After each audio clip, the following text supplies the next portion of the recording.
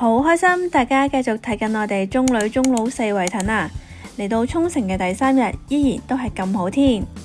今日我哋就會逗留喺沖繩嘅中部，上晝嘅時間就會去琉球村，而下晝嘅時間呢，就會去中宇石洞嘅。見今日咁好天，去琉球村之前諗住揾啲刺激嘅活動玩下，醒下神，所以就去咗喜來登酒店入邊。佢除咗有水上活動玩之外，仲有 zip line 㗎。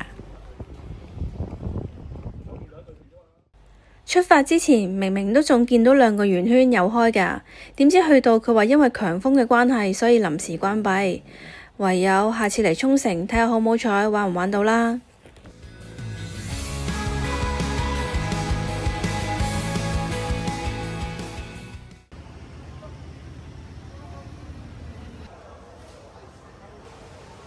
既然都玩唔到 zip line， 我哋就去返本身 plan 好嘅行程啦。而家就嚟到琉球村啦。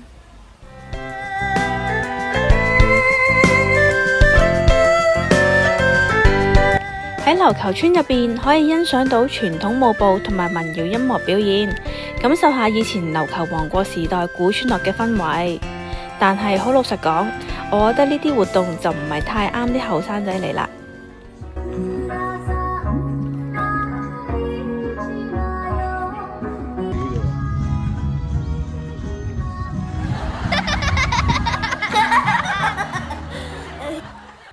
睇我跳舞，不如睇返隻水牛好過啦。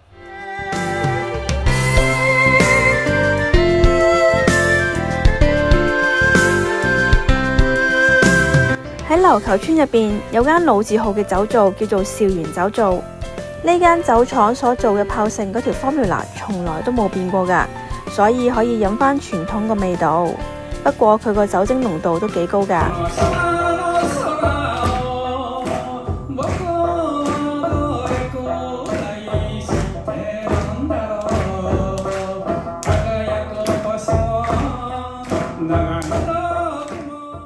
喺琉球村睇咗幾個表演，大約逗留咗2個鐘左右啦，之後就離開咗啦。而家去搵嘢食醫下個肚先。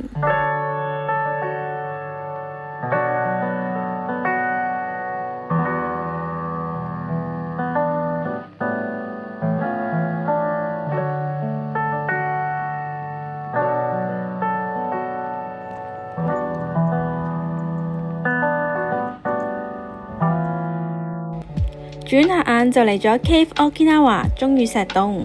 呢個中宇石洞同玉泉洞真係爭好遠，冇得比啊！因為呢度只有200公尺，步行大約30分鐘就可以去到出口噶啦。喺 Cave Okinawa 入邊最出名嘅就係呢個紅白中宇石啦。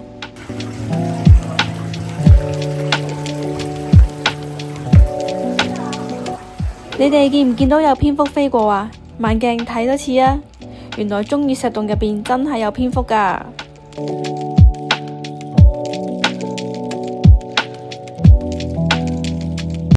去到出口位置仲有一個打卡位㗎，喺陽光底下會見到啲岩石砌出一個心形嘅圖案，俾啲想像力睇下似唔似啊？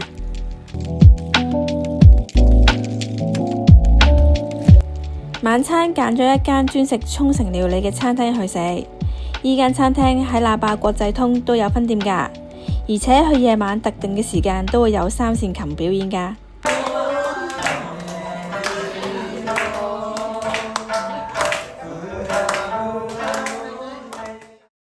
嚟到第4日，有個好重要嘅活動，亦都係今次我哋嚟沖繩最主要嘅目的，就係去參加一個婚禮啦。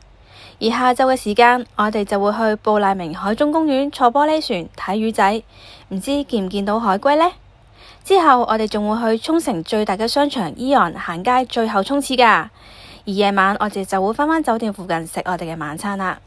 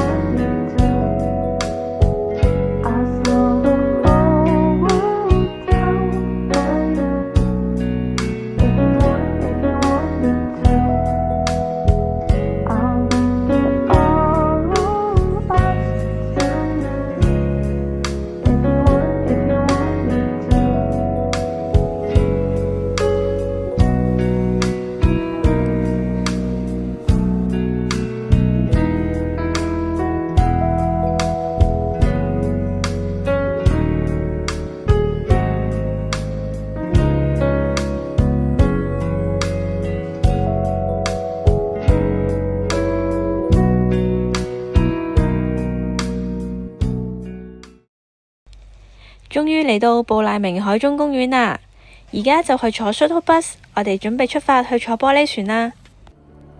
嚟呢度之前記得上網 check 定呢度有冇開喎，因為沖繩好多活動都係因應當時嘅天氣而睇下有冇暫停取消㗎。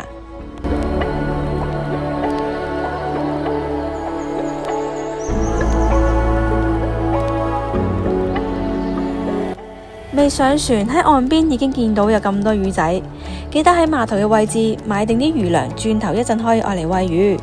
而如果你怕暈浪嘅，記得上船之前食定暈浪丸啊！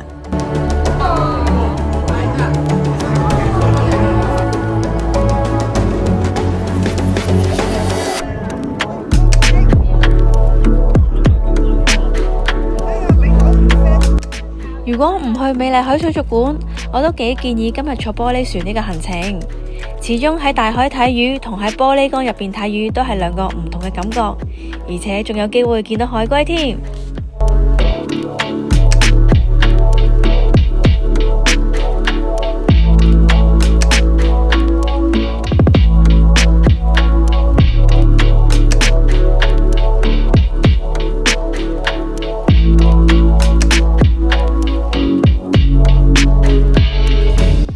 落咗船之後，大約行10分鐘就會去到海中展望塔。入到塔入邊就要行一條旋轉樓梯落去4米深嘅水底，少啲腳骨力都唔得啊！因為呢度係完全唔會有 lift 搭，行咗落去要用自己雙腳行返上嚟。不過喺唔使濕身嘅情況底下，可以落到4米深嘅水底望到個海，都幾值得啊！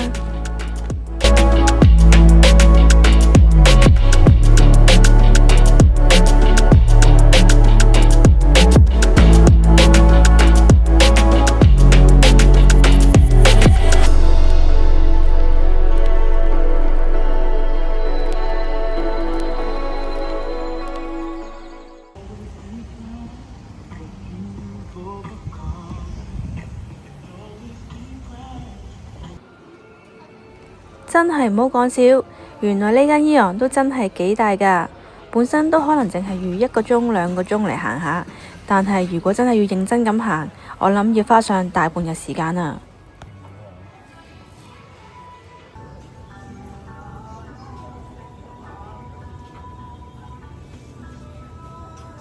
今晚我哋都係去食阿古豬，不過個做法就係用蒸籠蒸嘅，就會比較原汁原味，再健康啲。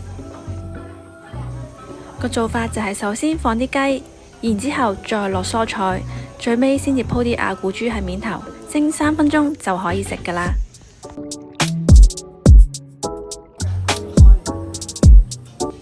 如果你係一大班人去，記得 book 定位啊！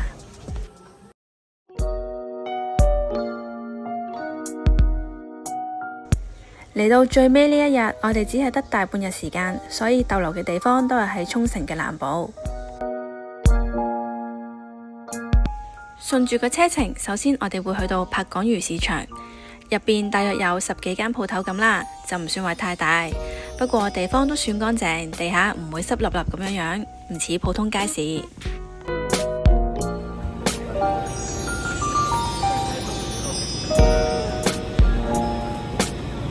喺魚市場入邊仲可以即刻買海鮮整嚟食，生食又得，熟食都有㗎。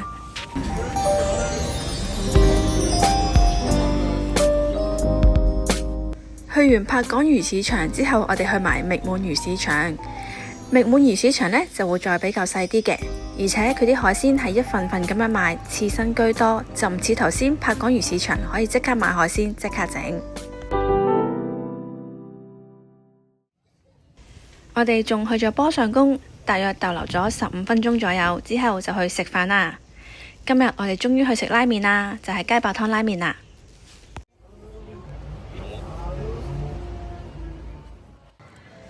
最後仲有啲時間就去商場行下，跟住就出發去機場啦。